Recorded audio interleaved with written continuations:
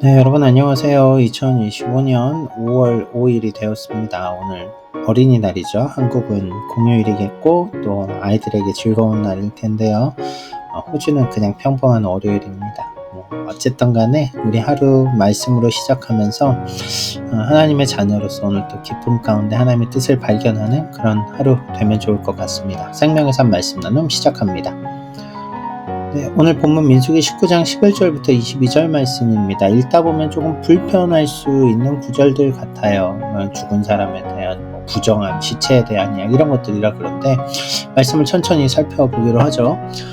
사람의 시체를 만진 자는 이래 동안 부정하리니 그는 셋째 날과 일곱째 날에 잿물로 자신을 정결하게 할 것이라. 그리하면 정하려니와 셋째 날과 일곱째 날에 자신을 정결하게 하지 아니하면 그냥 부정하니 누구든지 죽은 사람의 시체를 만지고 자신을 정결하게 하지 아니하는 자는 여호와의 성막을 더럽힘이라. 그가 이스라엘에서 끊어질 것은 정결하게 하는 물을 그에게 뿌리지 아니하므로 깨끗하게 되지 못하고 그 부정함이 그대로 있음이니라.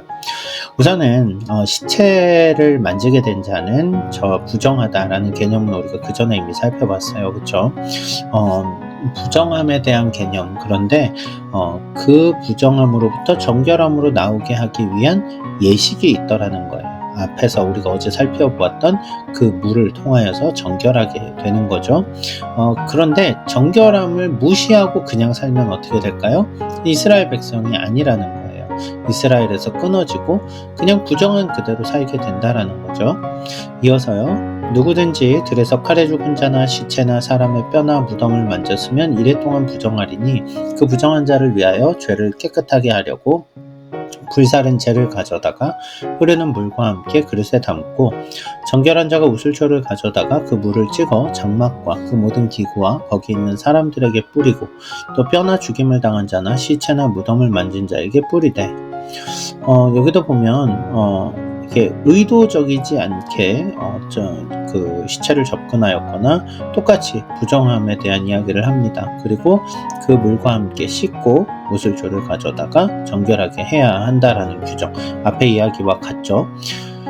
계속해서요. 사람이 부정하고도 자신을 정결하게 하지 아니하면 여호와의 성소를 더럽힘이니 그러므로 회중 가운데서 끊어질 것이니라. 그는 정결하게 하는 물로 뿌림을 받지 아니하였은즉 부정하니라.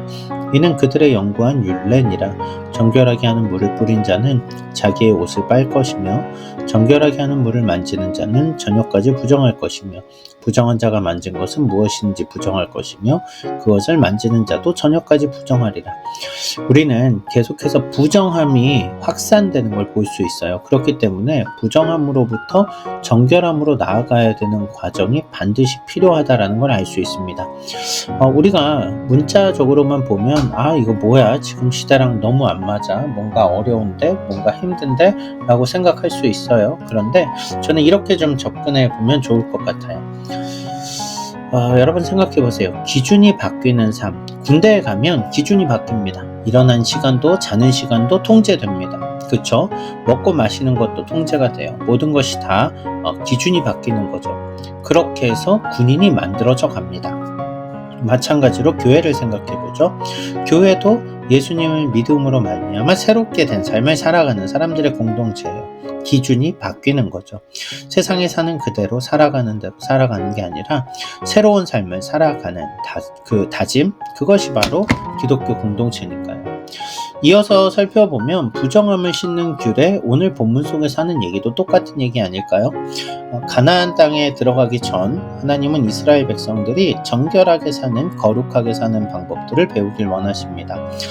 이 부정함에 대한, 시체에 대한 만짐이나 어떤 다른 규정들은 조금씩 변해가요. 하지만 원리는 변하지 않는다는 거죠.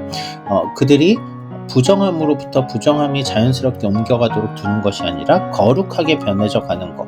결국은 이 모든 것이 다 기준을 바꾸는 삶에 대한 이야기 아닐까요? 그래서 저는 오늘 말씀 속에서 우리가 그냥 자연스럽게 방치할 수 있는 문제들을 방치하지 않음으로 인해서 거룩하게 나아가는 삶은 어떤 것일까? 그런 고민을 좀 같이 했으면 좋겠어요. 오늘 말씀 안에서 우리 삶의 거룩을 회복해가며 하나님이 기뻐하시는 결단들을 하고 결정들을 하고 하루의 삶의 시간들을 채워나가는 여러분들이 되시기를 기대합니다. 감사합니다.